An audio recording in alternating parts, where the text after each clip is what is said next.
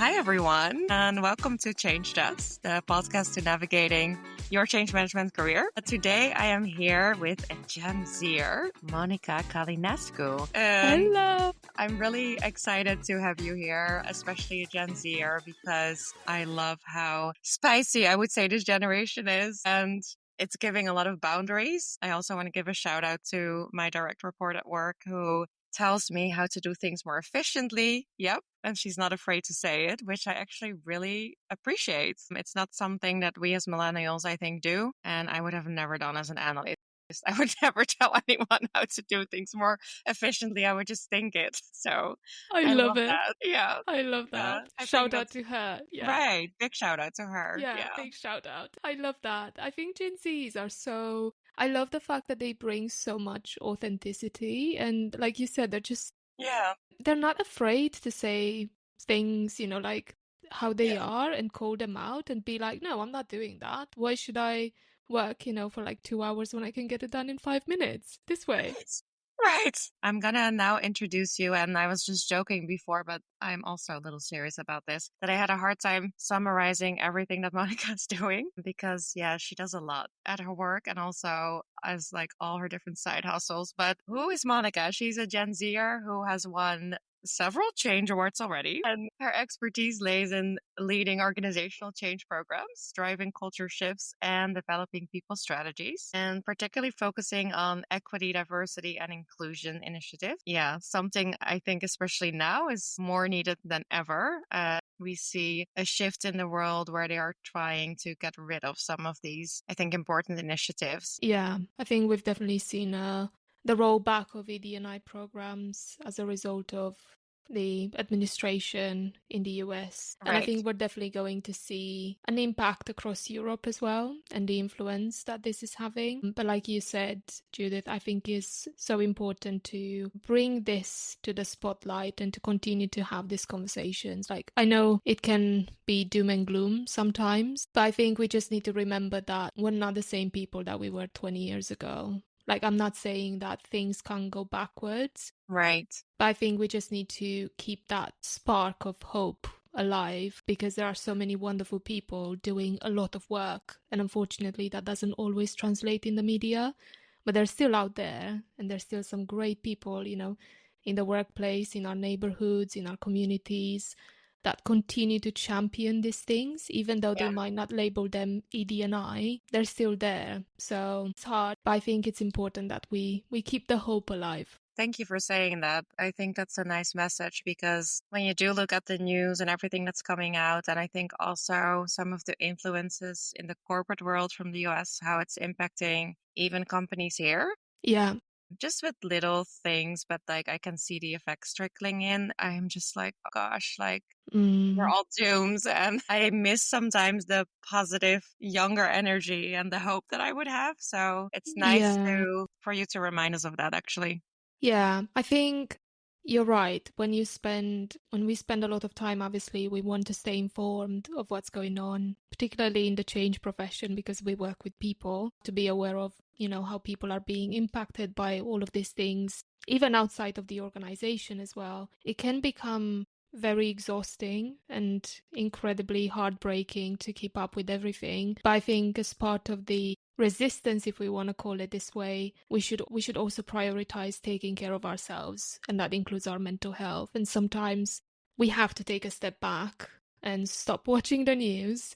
Doesn't Yeah. have to be all the time. See how we can influence, in our communities. We might not be able to change the world, but if we can change something, in our workplace, where we live, that's still a win, and it's a big win. Yeah. And is that then also one of the reasons that you started your podcast? Yeah, it definitely was that. And to be honest, when I started my podcast, my goal was just to impact or influence positively one person. If I could influence one person, then all of this work is definitely worth it. And to be honest, to see like all of the number of downloads and people who are listening and then hearing their feedback and their like voice messages and get on Instagram saying that a podcast episode has prompted them to quit their toxic job or to put some boundaries in place, or, it has helped them heal from burnout. Wow, like this is 100% worth it. And it's so important for us to, I think, come together as a community, but also give ourselves permission to be authentic and to talk openly about these things, because there's definitely a lot of stigma around mental health. Like you said, in these challenging times, it's so important that we have each other and we lean on each other. Yeah, and especially in when things feel really overwhelming, to make sure that you also focus on the things that you can control. And if it's just Mm. helping one person, that's still better than nothing. Like it helps to get you through the days when everything else seems out of control. When we look at change programs or change initiatives in the workplace, one of the things that we do as change professionals, we try to identify quick wins. I think we should probably apply the same sort of logic in our lives as well, because we need those small quick wins to be able to just carry on. If that means, spending the weekend offline with your family or with your friends or by yourself or, with a loved one, and disconnecting from what's going on in the world, then that's amazing. That's your quick win. I Right. don't think as humans we are, we're going into neuroscience for a second, but brains are equipped to deal with the amount of information that is being thrown at us. Yes. Yes, I've heard this a lot. In the workplace, I think there was a study that showed that back in 2016, employees were expected to experience 2 planned changes per year. And that Yeah. has grown exponentially to 10 planned changes per year in 2022. I don't have any data for 2025, but God knows what it is now with AI and everything. Yeah. There's so much information that people have to absorb. I think actually disconnecting and focusing on the quick wins that we've got in our lives that could give us some comfort, like psychological comfort. This is something that my mom used to say, like there's weeks that I didn't read the news and it would give me some peace. And then, a couple of months later, I would check it because I obviously want to stay informed and nothing had changed, which is another way of looking at it. Yeah, my mom was the same. She would tell me I don't want to hear about what's happening in the news. It's too Right. much. I just want to decompress at least for a day or Yeah. two. And I Yeah. think back then I was like, "Oh my God, why wouldn't you want to stay involved and hear about everything that is going on?" Now that Right. I'm an adult, And you have I think even responsibilities. Yeah. And you're time crunched. now Yeah. I get it. I'm like, "Oh my God, of course I don't want to watch the news after Yeah. work. I'm so tired." No. And you're dealing with fires at work and office politics and emotions of people. Yeah. And especially I think as change managers, I tell my team this sometimes, feel like we're therapists. I have people calling me sometimes and they're like, I just want to talk to you about this thing. I'm like, okay. Sometimes I'm consumed. I'm like, woof. Yeah, I can totally relate. And I think I hear this from so many change professionals. We feel like we wear so many hats, don't we? One Yeah. minute you're a therapist, the other minute you're a coach. Now Yeah. you're a life coach. Okay. Right. And you're right, someone would just call you, because I think most of us are, we're people. Yeah. And normally people would feel, and I love that, the fact that they trust me and they feel comfortable to share that with me. But there's so much that we have to take on as well. Yeah. When, like you said, they're calling us out of the blue and they're like, "Oh my God, I'm so frustrated with this. And you're the only person that would listen to me." Okay, yes. Let me get my therapist hat. And then I have to do all the work I need to do. Yeah, exactly. If you think about it, it's these conversations that move the needle when it comes to change. I agree. Yes. It actually, I think, builds trust. Mm, And people feel heard. It helps with the rapport building. And then the next time you're asking them to do something or to look at it a different way, feel like they're more open to it. I yeah, also think it's really a gift in this job that people open up, and after a project is done, I will still be invested as well and still yeah. have the relationship, and you can still go for a coffee. And but to go back to the news and everything, I do sometimes crave even more switching off, because Hmm. yeah, I feel like I'm giving a lot during Yeah, the workday. So, yeah, of course. Yeah. And then it's really hard as well to avoid it with social media. Back in the day, we used to consume content like news content on TV. And now, it has made its way in our phones and on social media. And you might not want to consume news content, but it's there. It's on Yeah. LinkedIn, it's on Instagram, it's in our feeds. Right. And don't get me wrong, like, I think it's brilliant that social media is giving us space to have these conversations because they're so needed. But I think we need to have a conversation at some point around the balance between Yeah. how do we preserve our mental health so we're strong enough to have these very important conversations, but also stay up to date and not ignore what's going on in the world. I think Yeah. it's quite tricky to create that balance. It's definitely a conversation that we as change professionals, we need to bring it to the spotlight and bring the attention that it actually deserves. Because I think there's so much going on, like parents, for example, they have to think about these things and many, many other things. And they're also expected to absorb endless amounts of change in the workplace as well. I think we need to consider, there was this thing in the past where people were like kind of expected to leave their personal lives at the door. Like, that doesn't exist. It's No. impossible. You can't do that. And I think it's important that we recognize the amount of change, the amount of information, the amount of things that are happening around the world, globally, nationally, in our communities, and take that into account as well when we Yeah. think about changes. Because Yeah. sometimes I think we only look at it from the workplace perspective. And I'm not No, you're right saying about that, that. Yeah. employers should be aware of everything that is going on, but at least things that they're aware of and they're, Yeah. in control of, like maybe think twice before going live. Let's say if there are riots going on in that area or in that community or in that country. I don't know. Like, for example, when the war in Ukraine started, I think it heavily affected a lot of people, like Yes, it did. psychologically in Yes. Europe, because it was so close to us. I think all of these things need to be considered, particularly in such a turbulent political environment that we live in at the moment. Yeah, and I'm thinking like for in our change community in the US, I had someone, her parents were from Ukraine, and she just organized like a coming together event when it just happened, Yeah, just to create space for people. It wasn't even to say something really important, but it was just for people to be there and share how they felt. And yeah, I was really thankful actually for my then employee that they gave the space. The other thing is just the acknowledgement sometimes of things, yes, yeah, right? We don't, for example, I won't name the specific war, but the specific conflict that's going on. hmm, And just like, okay, this conflict is going on.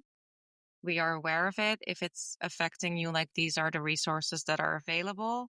hmm, We are not taking a political stance on this. Even that hmm, there's of course something to be said about, oh, but you should or you should do that.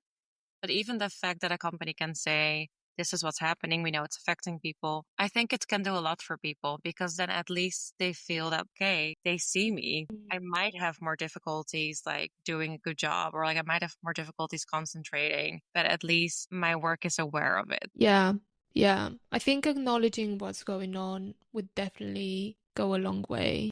I feel like I love the fact that we we started with the intro and we ended up in a very, very deep and nuanced and complex subject. I love it. Let me bring us back then to the wonderful world of change. And I would like to go more into your background because you don't have a studious background in change management.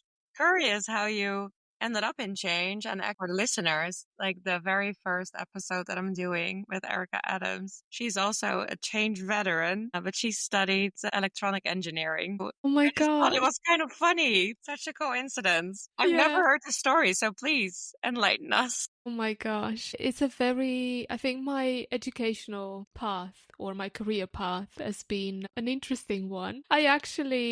I mentioned I'm originally from Romania. I came to the UK to study and I decided I'm going to do mechanical engineering. Completely yeah, not related in any way to change management and the world of change management. I think it's because I really, really enjoyed maths when I was in high Okay. school. I absolutely Yeah. loved it. I loved physics as well, but especially maths. Absolutely loved it. And I thought, what am I going to do with my life? I don't really know. I kind of went through like the whole circle of, am I going to be a doctor? Maybe a lawyer because I watched Suits at some point and Right. I wanted to be Harvey Specter for some reason. Then I Yeah. was like, yeah, maybe not. I'm gonna give engineering a go because I really like maths. To be honest, when I did my degree, I still loved maths, like absolutely, I'm still in love with it. Like if I could do maths like just for fun during the weekend, I would definitely do it. Like I'm weird like that. But yeah, pause for an awkward moment.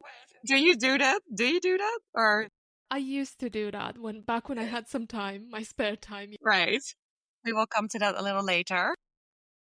But yeah, I did mechanical engineering, and when I graduated, I was a bit like, gosh, I don't know what I'm gonna do because I haven't really found anything that I'm passionate about. Luckily, I did an internship with a wonderful, wonderful company, and I had a wonderful mentor and team and manager, and I did project work, and I've fallen in love with it. I love the idea of like being part of something. And I think in a way I was involved in change, but I didn't really know it. Like I didn't know change management was a thing.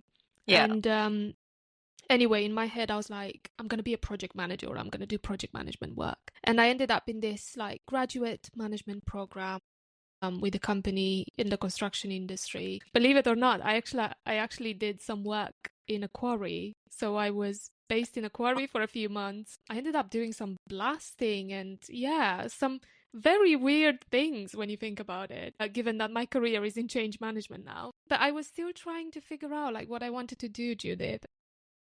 I was offered an opportunity to join the project team for centralizing purchase to pay processes in an international business service center.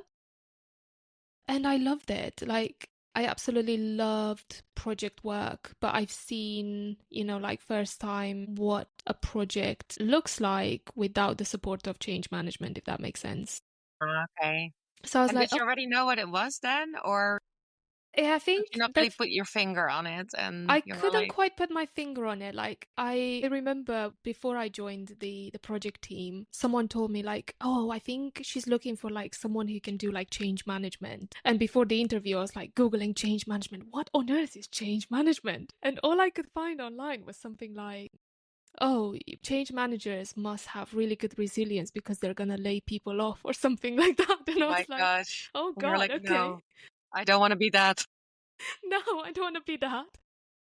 But anyway, I really wanted to join a project because I definitely didn't like the operational sides, definitely didn't like engineering. So I was like, I'm going to go into this. It wasn't a change manager role. It was definitely like a project coordinator, project manager type of role, which I enjoyed. But at the same time, I wanted something different. I felt like I needed more responsibility. So I left and I joined a clean tech startup as a project engineer. I think this was my last attempt to see whether engineering is for me. Spoiler alert, it wasn't. Hated it. No, the role was amazing. Like, if you've ever, for our listeners, if you've ever worked in a startup, things are running at like 300 miles an hour. Right. Right. So I've learned lots. It was a really, really good experience. And I was looking for responsibility, and I definitely managed to get that. Like, these people were like, right, I'm going to send you to speak to this client. And I'm like, oh, okay, no problem. No promotion needed. Fine. I'm gonna deliver this presentation. Thank you for trusting me. So I think I did a lot of like zigzagging in my career in a way because I was like, oh my God, I don't really know like what I'm gonna do. Is it project work? Should I go back to engineering? Do I like this finance world as well? And then I was still in touch with some of the managers at the previous company where I worked in that project coordinator role. And one of them messaged me to say they've got this like I think it was called like a change enabler role. And they're like, oh, like we've got this like change enabler role. Would you be interested?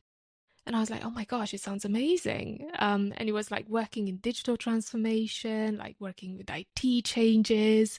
And I Yeah, think at nice. some point I really wanted to like explore the tech world. So I was like, oh my God, change management, all about people and tech. Look at me. I'm gonna enjoy this. And I did. I really, really did. It was life-changing for me, and I'm so grateful to my manager that he messaged me to ask me if I would be interested in this opportunity because it completely changed the career trajectory for me and my life. Like, I wouldn't be where I am now doing what I love if I didn't, somehow stumble into this role. So that's how I ended up in change management, from someone who had no idea what she wanted to do because she did this degree but never really enjoyed engineering, to now doing something that I absolutely adore. Yeah, nice. And like how did you feel like, oh my God, like this is it for me? Did it just click? Was it a feeling or maybe after a certain achievement or I think you just know when something's right. right. Like before I got this change enabler role and I was in that project engineer role, like the team was fantastic, but I just knew it wasn't for me. You know, when you have that feeling, like that gut feeling that something isn't right. And I Yeah, remember I think I was like attending like an engineering conference in London or something like that. you weren't happy. I can see it from your face. No. I was miserable, Judith. Absolutely miserable. I was also like I don't know, there weren't many women at that Yeah. conference. Definitely not many women there. Like, probably like 98% of the people attending were men, Wow. which, not gonna lie, isn't the best environment to be in. But I know we're still, trying to make progress in particularly in STEM industries. Like, I work in construction. I know how male dominated it is. But yeah, I remember I was at that conference and I was like, yeah, I need to make a change. This is definitely not for me. I don't like it. I don't enjoy it. And I think I've realized, like, I think it was straight away actually, like when I joined in this like change management role, I just loved the opportunity of helping people and having conversations with them and, helping organizations, but also people navigate these changes. I don't know, it's just, Right. I think I've always liked the people side of change. Yeah. I just never really had the vocabulary or the terminology to say, I want to do change management because I never really knew about it. And I Yeah. think our profession is, like, I'm not saying it's new because, we've got people with like 20 plus years of experience. And I think change has always been around. I just Yeah. don't think it's as well known It's not as as project formalized management. either. Yeah, Yeah. yeah. No, and I think even when I was graduating, I think it maybe just became a course in like in the master studies, but more like as kind of Okay. a track that you could do. Like Yeah, just one yeah. specific course within like a master. I talked to people as well that have more experience and they were saying quite a bit. I was always doing this kind of work, but it didn't really become a discipline until maybe 15 years ago. So Yeah. they say that they've seen the field evolving as well. Like there was Cotter at some point, but now it's more ProScience and EdCar. And, Mm, people are really making an effort to have a professional organization around it, have the certifications. yeah. With the Change Awards founder, I think she's trying to, Margot, yeah, yeah. yeah, to really make it a known capability or recognized capability. So that is kind of cool that it is still I love the fact that evolving. yeah, and I love the fact that we're part of it because Yeah, I would love, like in 20 years' time, whether it's going to be on a podcast or not, but, I would love, for both of us to look back and go, wow, we really did this. Look at right. this profession. It's so well known. It's so Yeah. popular. It's like the up and coming, really cool thing that We people don't have want to to get explain into. ourselves anymore.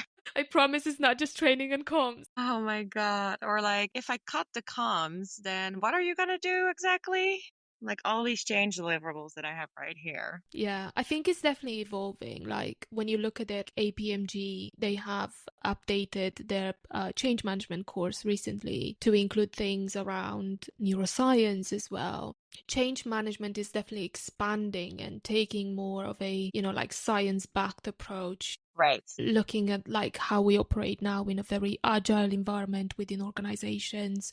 We've got things like lean change as well. You mentioned, ProSci and ADCAR, and Right. I think we're definitely evolving. Yeah.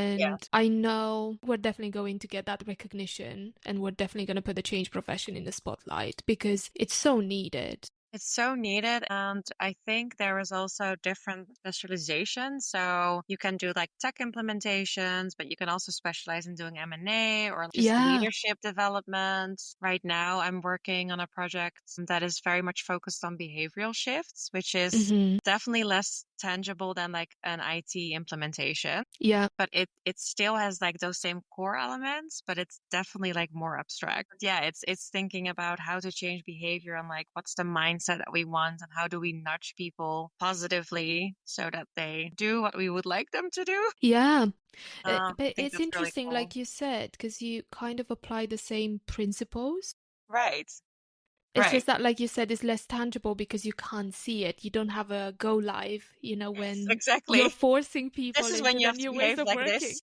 Yeah, from the Just switch on the 17th of button. April. Yeah. I wish I could use that. My gosh, that would be wonderful. I would love that. But yeah, I definitely think, like whether it's culture change or tech changes or, digital transformations, same things apply. And I think it's very interesting, like particularly in organizations with low change maturity, they tend to think that a digital transformation is tech. That is Right. IT. It's a software deployment. And as a change professional, you're sat there thinking, oh God, this is going to be painful, isn't it? Right. I will have to It's pick up not. the pieces once it's live. Yeah. Yeah, but I think it's a lot of coaching, like you said, that you have to do, even in a digital transformation space, because we're the ones that have to create, that relationship with our change sponsors. And it depends, is the change sponsor that fully understands their role, or do we have to deal with a change sponsor that thinks this is an IT project, not a business project, therefore not interested? Yeah, you almost have to get them along on the journey too. And then hopefully when it's successful or they see all the work that you do and the efforts that you make and how it brings people along, then Mm. they will be like, hey, can you come and help next time? Oh, And yes. Yeah. yeah, I do really actually enjoy that aspect about the work that you can show them the value at the end, and at the beginning they would have been like, I have no idea what you're doing really. Like, and then at the end Yeah. they will be like, oh, thank you. Like, I really appreciate how you showed me, I don't know, how to like think about the end user, which to me is Yeah, and I do feel for the execs, particularly like because they end up being, a change sponsor, like that right. executive sponsor. I really feel for them because they have to run a business, but their jobs have changed massively. They've transformed in the past few years because of the amount of change that is happening within organizations. Now they have to move from doing a lot of operational work to spending half of their time thinking about how to run their business and half of their time leading change. And somehow, even though this shift has happened in the role, no one's given them the training. No Yeah, one's that's taught them how true. to lead change. We Yeah. kind of just pushed them and we're like, okay, good luck. Yeah, so maybe it's almost not fair to expect that they even know what we do. Think there's definitely a need for training, not just the change sponsor, although I think they're so instrumental and so crucial when it comes to the success of a transformation or a change. That's why I would think I would start with them if we want to build change capability. But obviously, it's the people impacted by the change that are going to make it happen. It's the line managers, the people managers that need to know what's happening. But I think it's so important because we've got a lot of organizations are top down, aren't they? I mean, I would love for more organizations to be more collaborative and be bottom up, but most of them are top down. So we need to make sure that the people at the top have an understanding of change management and they know how to lead through change and not just leave it until we go live and then everyone panics and they're like, what is this? I've never heard of it. Can you do some comms for me?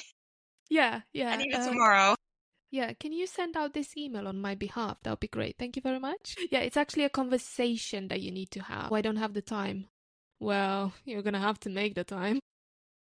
What is the thing that keeps you going in this? I know you said you really like the people side of change, but if there's one thing that you can name, like what Mm, inspires you to stay committed in the field? think it's the ability to make a difference. Hmm.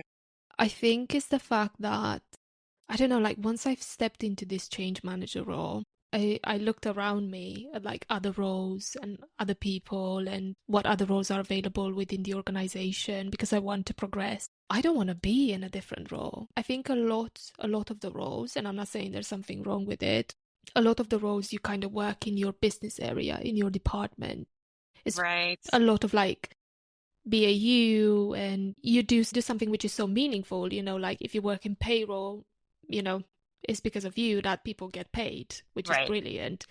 So, I'm not saying it's not meaningful work, but something that I love the most about being a change manager and working in change is the fact that I get to work on programs that impact the whole organization, know what's happening across the whole organization. Yeah, no, I it's so get to cool. speak to Yeah. so many people and Yeah. I can see the tangible impact that my Right. work is having, whether it's on people, on systems, generally on people. And I love the opportunity to work on things that are going to impact people's lives in a positive way. Right. So I would Yeah. say that keeps me going, but it's also the change community. Yeah, shout out to all those change people. Shout out to all of them. It is My true, like, we gosh. are very nice to each other and supportive. Honestly, it's such Yeah, a wonderful community. Look at that's us. very We've met true. through Women in Change as well. Right. I'm just so, I don't know, I'm so blown away by how kind people are. And a lot of people that I've met in the change community, when I started my role in change management, like my first official change manager role, I joined the Change Management Institute because I was like, I really want to find people working in the change space. Like, I didn't know anyone. So Yeah, joined the Institute, and I remember I was so worried to join this networking call because I right. knew that I'm the Sounds big. person with like literally 2 months of experience, and there's probably going to be people with like 15 years of experience. Are they going to even want to talk to me? And they did. Yeah, Surprisingly, at that time for me, they did. I've made friends and mentors, and I'm just blown away. Like now I'm a volunteer with the Change Management Institute, and it's the best thing I've ever done because that's how I've managed to get introduced to the Women in Change community. I don't yeah, know, it's opening doors. It's opening a lot of doors. 100%. So I think it's, yeah, the ability to make a positive impact through my work and the change community. Honestly, the coolest people ever. Yeah, and I feel that a lot of people in the change community have side hustles. Yeah. I find that very inspiring. I was toying with this idea and then I had a couple of others as well. And I mean, even with you, I was, oh, she's doing a podcast. Maybe she can help me. And you were like, yeah, sure, I can set up a call with you and like tell you everything that I know about it. Like, Yeah, of amazing. And it course. was so easy. Yeah, I don't know. I think you're right. It's probably the fact that normally the people in the change community, they all have different backgrounds. Someone might come from a psychology background. Someone Right. might come from like a learning and development background. Yeah. Someone used to work, maybe they were a teacher I come from engineering, like totally unrelated. I know people who are like psychiatrists and stuff like that and decided to join change management. It's such a wonderful community. And you're right. Yeah. All of them, they have all of these amazing side hustles. They might be doing like leadership development and leadership coaching and being the head of change for a company. And I'm like, Right. wow, when do you do all of this? Well, let's actually get to that because you do a lot as well at work and then also all like the side things. You have the podcast, you have your full-time job, you work at Change Yeah. Management Institute. I'm probably forgetting a couple of things, but how do you do it? The short answer is I don't know. I don't know how I do it. Okay. I think it's because maybe it's the ADHD in me. Yeah, I get so excited about things that Yeah. I'm very passionate about, and I love saying yes to things. I'm also very passionate about getting things done as well. So I would work some very unhealthy hours and some very unsocial hours sometimes to get it done. But I love the end result. And that's what's driving me. I think, look, I definitely had my fair share of burnout. It's not great, but sometimes you're the only person that knows your limits and your boundaries. And sometimes you kind of have to experience things yourself in order to become better at saying no or setting boundaries. This is definitely something that I'm currently working on Yeah. becoming better at setting boundaries. And it's definitely a work in progress for a Yeah. lot of It take people. years. Yeah, but I think sometimes you just have to prioritize like what's really important for you. I started the podcast. I was loving it. I set this goal of like releasing an episode every 2 weeks. Totally Yeah. unrealistic. I had to stop. Yeah. And I'm not ashamed of that. I think I was at the beginning. I Yeah. was like, oh, I failed. I haven't done what I wanted to do. But actually, I'm looking back and I'm thinking, you have achieved what you wanted to achieve. You wanted to help one person. You did. Right. So You already got voice messages. People still downloading your podcast right now. yeah. So it probably depends like what is that success measure that you put in place at the beginning. Yeah. I think now I'm getting to a stage where my personal time is sacred. Like I'm taking it more seriously. Like I'm taking time, offline. I'm taking time when I'm disconnecting from social media, whether it's like LinkedIn, Instagram, TikTok. I think that's helping me to stay focused, work on all of the like different things that I'm doing. I think that's the only way that you could do it. It's just like prioritize, look at how much time you've actually got and how much time you can actually dedicate towards things and be realistic. This thing to do, I find it myself, is to say no to something that you know you're going to enjoy. Yeah, and I listened also to your episode about people pleasing. That was a really good one. Oh yeah, certified people pleaser here. I can't remember who said that to me. People pleasing pleases no one. Doesn't Yeah, pleases that person right. and doesn't please you Yeah, because you're gonna end up super resentful yeah, and super burnt out. yeah, Definitely not a great combo, especially if you want to do amazing things and you have huge aspirations. It's hard, I think, especially when you're at the beginning of your career. You want to say yes to things. You want to prove yourself. You want to make a good impression. yeah, I think we probably need to spend more time to show people that you can achieve all of the things that you want to achieve while setting healthy boundaries. You don't have yeah. to work insane hours. You don't have to do 700 things at the same time. Yeah. Well, and also maybe enjoy the fact that you won another change award. Are you able to then enjoy that as well for like a couple of months Mm. and really feel proud of yourself? And Do you know what? Actually, I was looking at like the difference in my mindset and attitude last year. I was Mhm. honored to receive the Women in Change Awards. And I think I was over the moon. I was so excited. I was so Yeah, happy about it. But like a few days later, I was like, what's next? What do I need to do? yeah, I don't think I got to enjoy it as much yeah, because I was already making plans and raising the bar again and right. thinking about what I want to do next. I think this time around, probably because of therapy and, like I'm growing as a person, Yeah, this time around when I won, the Future Inspiration Award at the Change Awards last week, gosh, like I'm still positive. I'm still buzzing. I think you're right. Like I am giving myself time to process all of this and celebrate it and enjoy it. And I think I'm prioritizing time with my friends now more and time with my partner. That's why I said like it's work in progress. I still find myself slipping, on those boundaries sometimes. But I yeah, think I'm definitely getting a lot better at saying no, a lot better at making sure that I'm spending more time with my friends, with my partner. It was actually earlier this year where I didn't burn out, but I was having a conversation with my mentor and I was like, oh God, like I'm definitely not enjoying life lately. Work is so busy. I've got so much on. And it was around the time when I broke my foot and yes, I yes, was in the yeah, house for like 2 months or something ridiculous like that. Didn't really leave the house. And she was like, okay, she took a very interesting approach with me. It's because she's a coach. That's why. She's amazing. And she was like, yeah, I want you to think about what's important for you in terms of life. So not just career-wise. What's really important, what makes you happy in life? What do you need? What's your like non-negotiables? One of those things where, I take a lot of energy from spending time with my friends, with people in the change community, with my partner as well. I love going for walks. I love, I don't know, going out for coffee, enjoying dinner.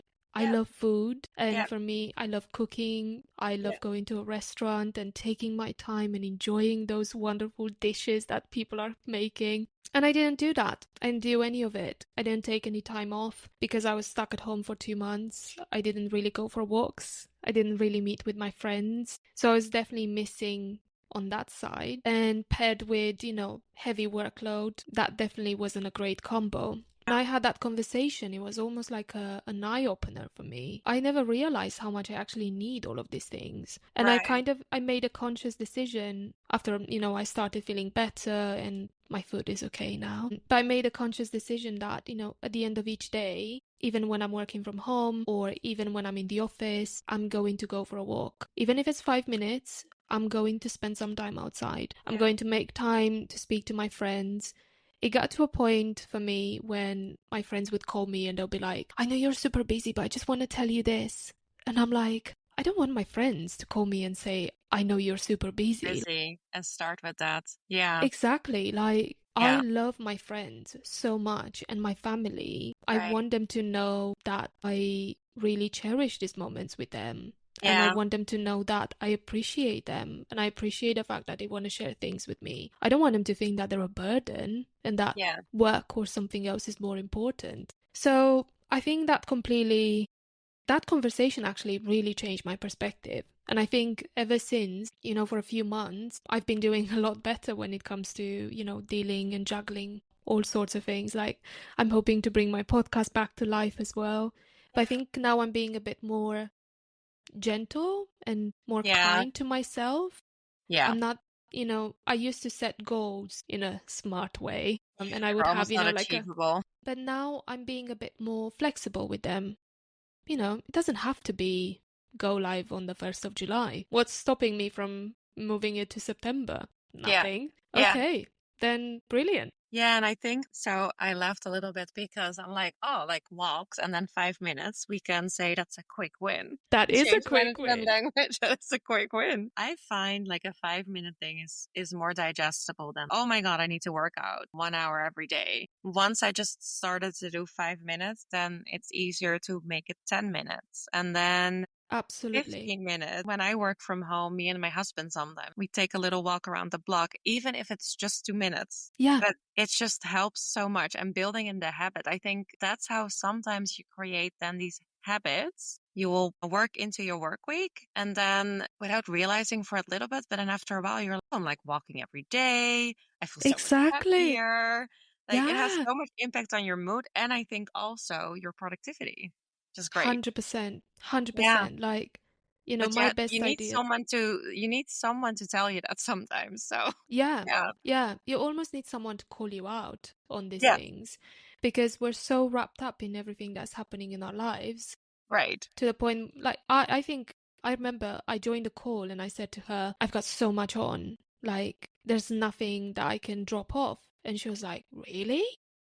That is still a decision, that is still a choice that we make when we say, Yeah. I've got so much on. There's nothing really I can drop at this moment. I think there are things that we can drop off. Yeah. It's okay to make the decision. It's okay to advocate for yourself. It's okay to go in there and be like, I'm at full capacity. I can't do all of these things. Yeah. I mean, they might listen to you, they might not, but I think you owe it to yourself to advocate for yourself if, you're at capacity, you're overworked, you need more time, you need more space. And even in your personal life, when we talk about side hustles, Yeah. we have to be realistic with what we can do, Yeah. whether it's a podcast or volunteering or I don't know. I love doing social media content. I Yeah. promised myself at the beginning of this year I'm going to post 3 times a week on LinkedIn. But look, like I haven't posted anything in the past couple of weeks. And that's fine. I'm genuinely to a stage now where I'm not being that harsh with myself anymore Good. Yeah. That's and I'm allowing progress. myself to take a break. It's Yeah. fine. I'll come back in a week or so because I know I'm going to be re-energized and I'm going to recharge my batteries and I'm going to come up with amazing content that I Right. actually care about and it's aligned with my values and everything because I've taken the time off. I think rest is so underrated, but Right. so important, so important. Yeah, I have sometimes days where I'm like, I'm really looking forward to just go to bed early. Right? Oh my God. 15-year-old me would hear that. I would be Yeah. like, oh, lame. Right. Well, and I used to enjoy packing up my nights with like absolutely everything that I could. And I still look, I'm still like, oh, I'm gonna do this and this when I get home and like read a book and like educate myself and edit a little bit of my podcast and I come home and I'm just destroyed and go to bed. So I would say I probably still overestimate, but I'm also not hard on myself if I then just sleep and then I wake up and I feel Exactly. so good. Yeah. Yeah. And you're probably going to have more energy to do the things that you want to do if you give yourself that break. Yeah. It was actually For one of my sure. mentors that years ago, he told me something like work-life balance is so important. I think at that time I didn't really pay attention to his advice that No. much. Because I was like, oh, I'm gonna work, 90 hours a week to prove how good I am. Don't do that. Bad advice. Right. But it is very hard, right? When you're just starting and you don't have the experience to process that, I think. Right? Yeah, Yeah. exactly. But I remember like he used to work really long hours as well.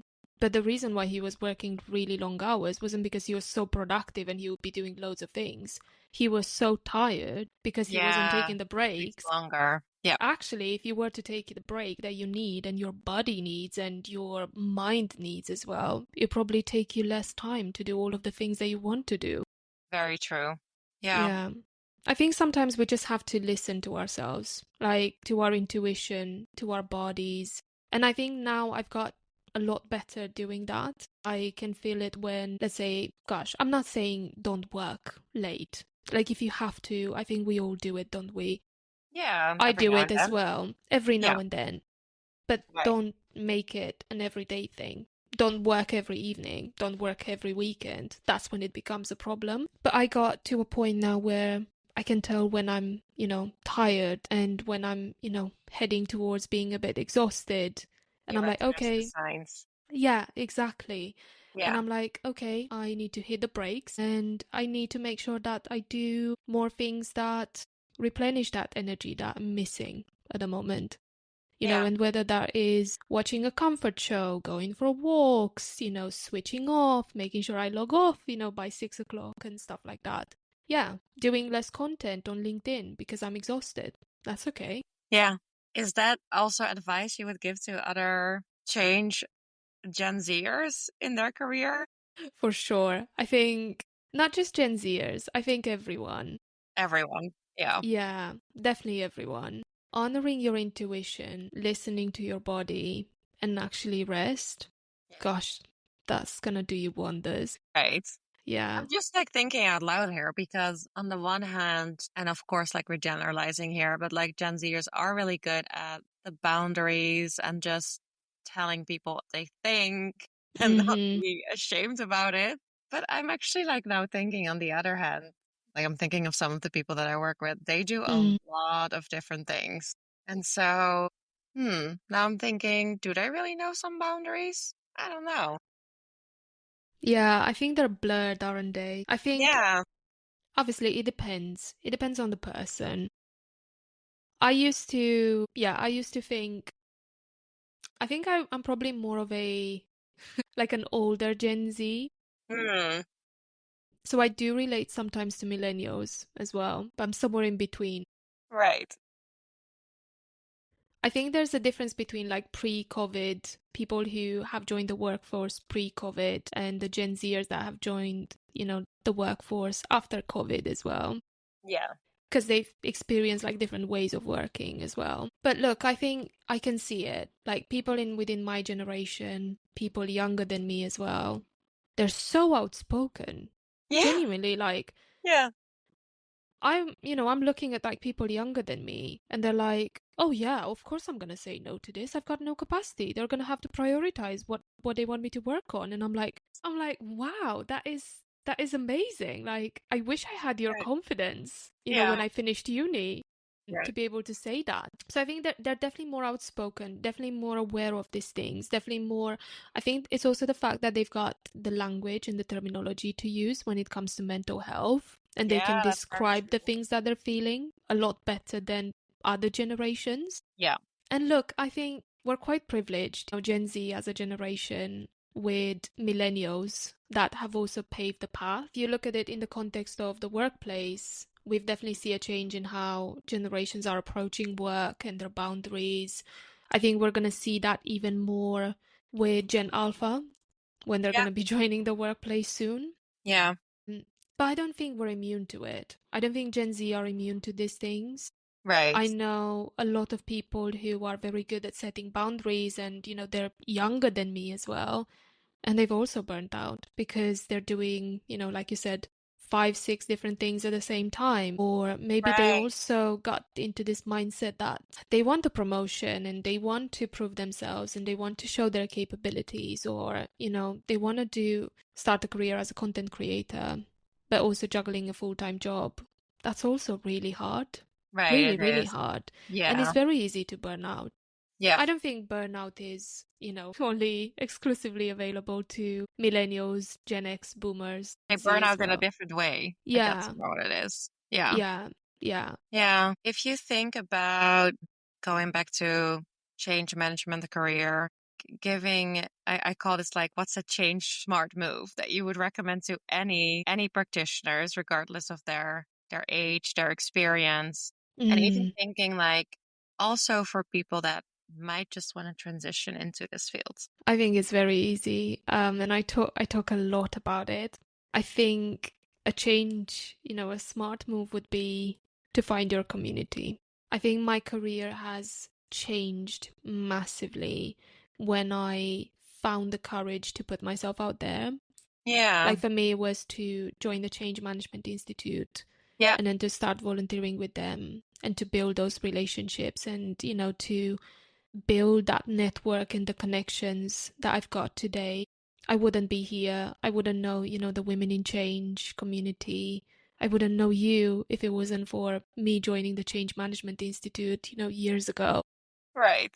I genuinely think this is such a wonderful community and it's so warm and so Yeah. wonderful and so welcoming. Your career is just going to flourish the moment you join that community because everyone is so nice. They all want to help each other. Even if you want to do a sidestep or you want to change industries or you want to change companies, there's always going to be someone there to help you. Yeah.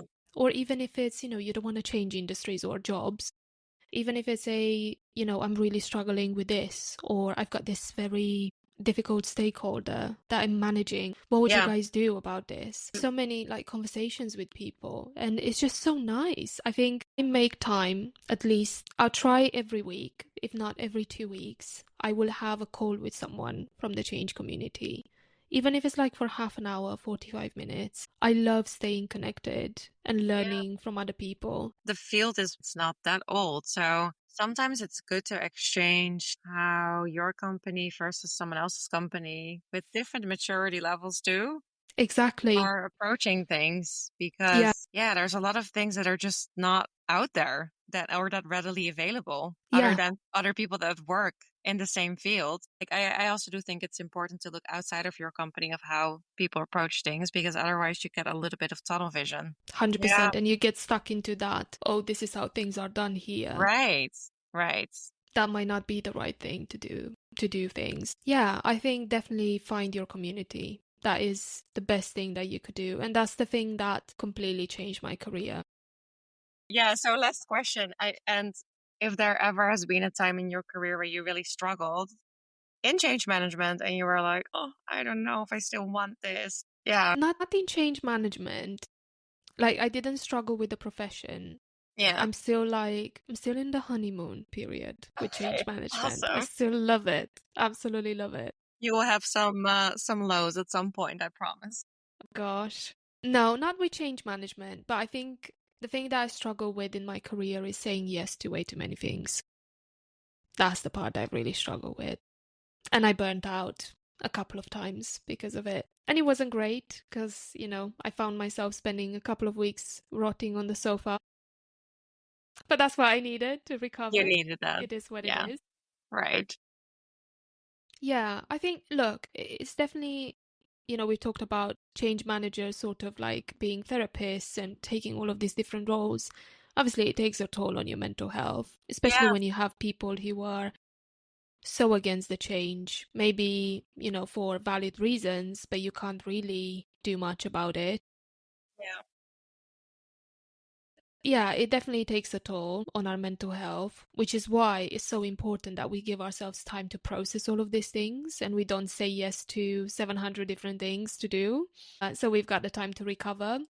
There's definitely like things in change management that can be hard and difficult. But yeah, the thing that I struggle with the most is setting boundaries and saying no, but you have to do it for the sake of your mental health. You have to do it. You have to say no. Yeah. You have to say no. And also, I think to be a better change manager, and because you already manage, I think, a lot of emotions that are involved in Mm, change projects, it's even more important, I think, almost to make sure that you're mentally strong yes, so that you can I show up couldn't agree better. more. Yeah, better Yeah, for the people that you're working with, but of course, most importantly for yourself too. So, yeah, 100%. yeah. 100%. Yeah. Thank you so much for all of this.